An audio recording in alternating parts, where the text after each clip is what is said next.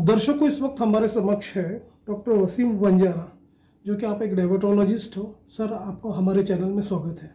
धन्यवाद। सर, हम आपसे ये जानना चाहेंगे कि आज वर्ल्ड डायबिटीज़ डे है, तो आप ये बताइए वर्ल्ड डायबिटीज़ डे पर आपका क्या एक ऑडियंस के लिए मैसेज होगा, जबकि प्री डायबिटिक पेशेंट्स काफ़ी बढ़ रहे हैं, उस बारे में आप बताइए। देखिए, आज 14 नवंबर है और 14 नवंबर को हर साल चिल्ड्रंस डे और डायबिटीज़ डे दोनों एक साथ सेलिब्रेट किया जाता है। इस साल का जो डायबिटीज़ डे है उसका जो थीम होता है वर्ल्ड वाइड वो है एक्सेस टू डायबिटिक एजुकेशन। इस लाइन का ही महत्व ये है कि डायबिटीज़ का एजुकेशन हर पर्सन तक, हर घर में पहुंचना बहुत ज़रूरी है, खास करके हमारे इंडियन सिनेरियो में जहां डायबिटीज़ जो बहुत कॉमन है, चाहे कुछ जेनेटिक रीज़न से या हमारे डाइट की वजह से या ओबेसिटी की वजह से, आजकल हमारे डायबिटीज़ का जो पेशेंट्स का नंबर है हमारे इंडिया में काफ़ी बढ़ता चला गया है। तो इस साल का जो जो थीम रखा गया है एक्सेस टू डायबिटीज़ एजुकेशन, ये हमारे इंडिया में बहुत ही ज़्यादा ज़रूरी है। सर, डायबिटिक पेशेंट के जो मासेस है उनको एजुकेट करने के लिए आपके तरफ से मतलब ये वर्ल्ड डायबिटिक्स डे पर किस तरह की पहल हो रही है, उस बारे में आप बताइए।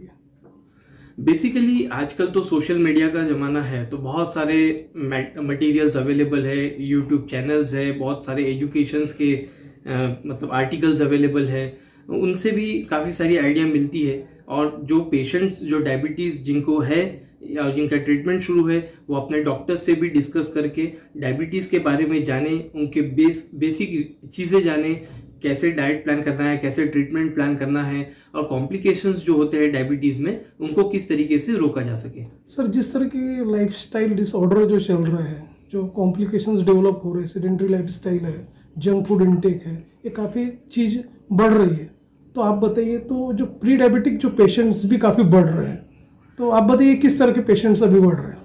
बेसिकली ऐसा है कि अब ये तो बहुत कॉमन चीज़ है, सबको पता है कि आजकल जंक फूड्स की तरफ में चले गई है सोसाइटी। जंक फूड्स खाना बहुत ज़्यादा हो गया है, एक्सरसाइज काफ़ी कम हो गई है, सो उसकी वजह से, सेडेंटरी लाइफ की वजह से ओवरवेट, ओबेसिटी बहुत कॉमन हो गई है। खास करके यंगर एज में, जो यंगर एज ग्रुप है 15 to 30, उनके अंदर में ही ओबेसिटी शुरू हो जाती है और फिर यही ओबेसिटी आगे जाके डायबिटीज़ का कॉम्प्लिकेशंस बन जाती है। तो फिर डायबिटीज़ इन पेशेंट्स में चांसेस काफ़ी ज़्यादा हो जाते हैं जिनका ऑलरेडी वेट ज़्यादा होता है। तो ऐसे पेशेंट्स को ऑब्वियसली कुछ डाइट कंट्रोल करना, रेगुलर एक्सरसाइज, वॉकिंग करना और अच्छा सा अपना डाइट प्लान बनाना, और अगर फैमिली हिस्ट्री है, अगर फैमिली में ऑलरेडी डायबिटीज़ काफ़ी कॉमन है, तो इन पेशेंट्स को तो और ज़्यादा ध्यान रखना होगा ताकि डायबिटीज़ जल्दी या यंग एज में ना हो। कोशिश करें ना ही हो तो ज़्यादा बेटर है, अदरवाइज एटलीस्ट यंग एज में डायबिटीज़ को रोक के एक्सरसाइज और डाइट से उसको लॉन्ग टर्म कॉम्प्लिकेशंस को रोक सकते हैं।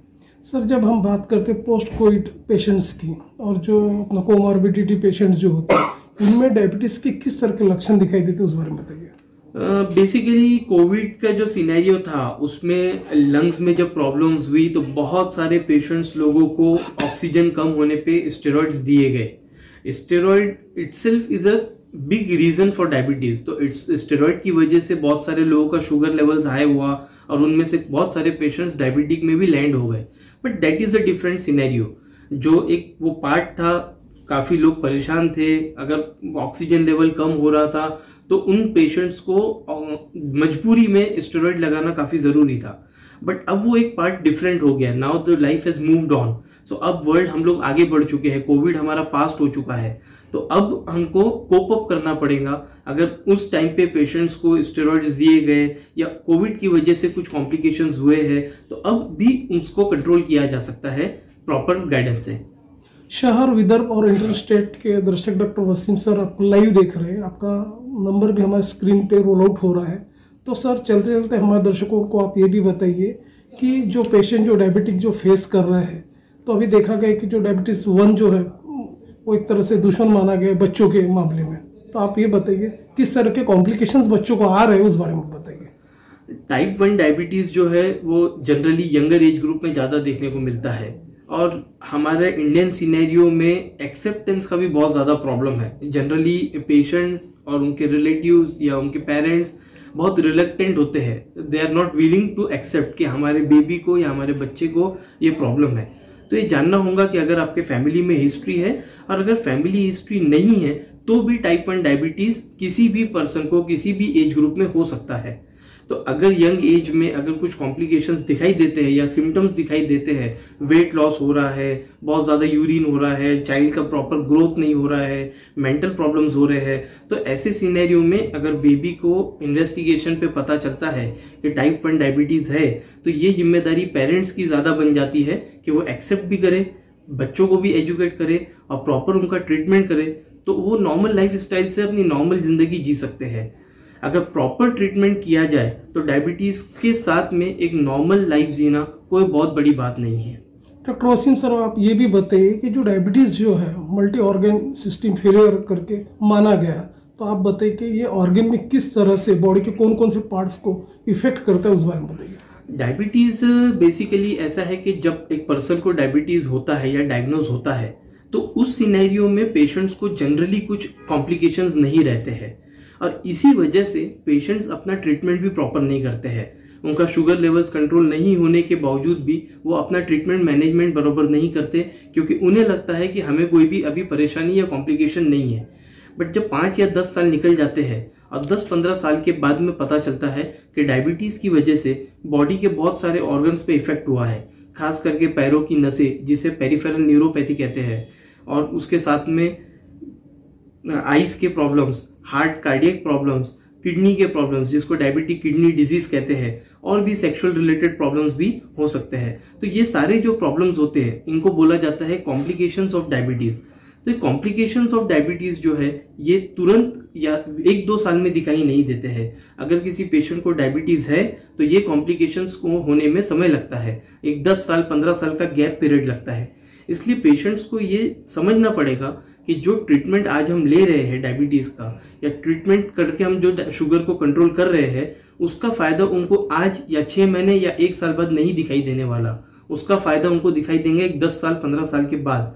अगर 10 या 15 साल के बाद में भी अगर उनके किडनीज, उनकी आईज, उनका हार्ट, उनके पैर, उनकी स्किन अगर सब नॉर्मल है, तो इसका मतलब ये है कि उन्होंने अपने डायबिटीज़ का प्रॉपर मैनेजमेंट किया है। सर, जैसे कि क्लासिक फूड बोलते हैं अपन, जैसे न्यूट्रिशन जो फूड वैल्यू 0 रहती है, ऐसे फूड का भी इंटेक काफ़ी हो रहा है, तो किस तरह से आहार लेना चाहिए, किस तरह से शैली होना चाहिए? नहीं, एज सच डायबिटिक फूड या आजकल बहुत सारे न्यूट्रिशन सप्लीमेंट आ गए हैं, शुगर फ्री, शुगर ज़ीरो, बहुत सारी चीज़ें मार्केट में अवेलेबल है। बट उतना स्पेसिफिकली डाइट प्लान बनाने से अच्छा है जो हम रूटीन, हमारा जो डाइट होता है, एक नॉर्मल पर्सन का जो रूटीन होता है, उसके साथ ही एक नॉर्मल लाइफ को जिया जा सकता है। अगर प्रॉपर ट्रीटमेंट है तो फिर नॉर्मल घर का जो डाइट होता है उसमें ही आराम से लाइफ को निकाला जा सकता है, कोई परेशानी वाली बात नहीं होती है। और एक और चीज़ है, फ्रूट्स के बारे में बहुत ज़्यादा मिथ है डायबिटिक में कि लोग फ्रूट्स खाना छोड़ देते हैं, उन्हें लगता है कि शुगर बढ़ेगी। बट फ्रूट खाना तो मस्ट है।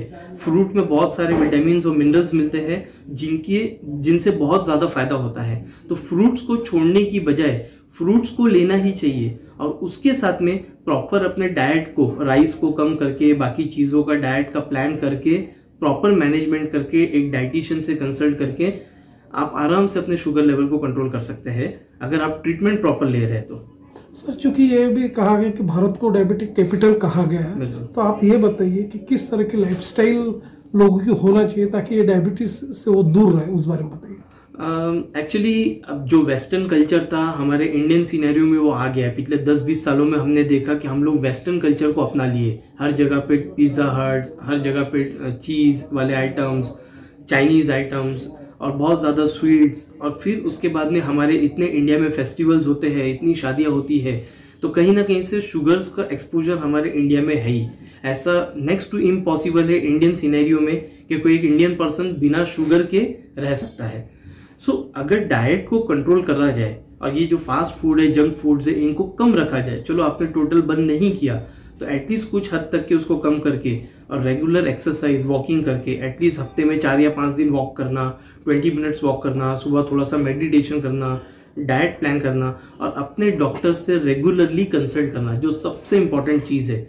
इन सब चीज़ों से हम डायबिटीज़ के रिस्क फैक्टर को भी कम कर सकते हैं। जिनको डायबिटीज़ होने वाला है या जो रिस्क फैक्टर में है, वो भी अपने एक्सरसाइज और डाइट प्लान से एक डायबिटीज़ को चांसेस को कम कर सकते हैं, या एटलीस्ट कुछ सालों तक उसको डिले कर सकते हैं। दूर दराज के पेशेंट आपको लाइव देख रहे हैं, ऐसे पेशेंट जो नंबर आपका जो झलक रहा है स्क्रीन पे, आपको वीडियो कंसल्टेंसी भी करना चाहते हैं, तो ऐसे जो पेशेंट्स हैं आपसे डायरेक्ट अप्रोच होना चाहते हैं, तो आप ऐसे पेशेंट को ये भी बताइए कि किस तरह के फैसिलिटीज़ एम्यूनिटीज़ यहाँ पे अवेलेबल, उस बारे में बताइए आप।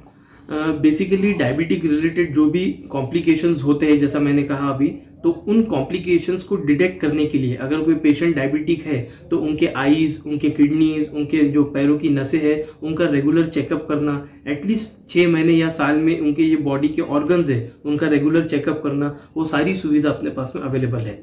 सो अगर पेशेंट्स आते हैं ट्रीटमेंट के लिए तो उनको प्रॉपर गाइडेंस मिलेगा, एक साल में कैसे उनका बॉडी का चेकअप करना है, कौन कौन से ज़रूरी ब्लड टेस्ट करने हैं, ये सारे फैसिलिटीज़ हम उनको प्रोवाइड करते हैं। उसके अलावा अगर पेशेंट्स रेगुलर फॉलोअप रखता है तो हर 2 मंथ्स या 4 मंथ्स में कौन कौन सी टेस्ट है, कोलेस्ट्रॉल लेवल्स है, हार्ट के जो रिलेटेड टेस्ट होते हैं, और शुगर को कैसे कंट्रोल कर सकते हैं, और शुगर कंट्रोल है या नहीं है, कैसे उसको देखना है, कैसे उसके बारे में समझना है, ये सब गाइडेंस भी हम लोग पेशेंट्स को बताते हैं। डॉक्टर वसीम सर, आपका धन्यवाद, आपने काफ़ी अपने अनुभव साझा किए, डायबिटीज़ के बारे में हर चीज़ हमारे दर्शकों को आप बताइए। सर थैंक यू आपका।